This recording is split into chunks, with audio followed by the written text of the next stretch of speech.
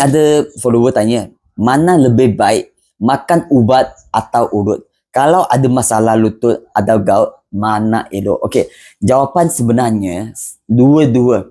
Ubat tentu nak makan, betul tak? Contoh ada bacaan darah tinggi yang tinggi, ada darah tinggi. Ubat tentu nak makan. Kedua, urut tentu nak urut. Kalau you urut dengan makan ubat, dia baru boleh 2 in 1. Lagi bantu, betul tak follower? Jika ada masalah kencing tak lawas, you ada ubat makan tak? Ada mah. Ada prostat punya ubat makan? Ada. Ada suplemen makan tak? Ada. You pergi makan. Lepas tu, urutan ini jangan berhenti sampai urut. Sama juga, you makan suplemen satu hari makan 2 kali, betul tak? Mungkin satu hari makan 1 kali. So, urutan ini pun sama. You, satu hari, you sekurang-kurang kena urut tapak kaki sendiri 1 kali. Dia baru boleh sembuh, baru boleh lega, baru boleh baik mah. Betul tak, follower? Okay.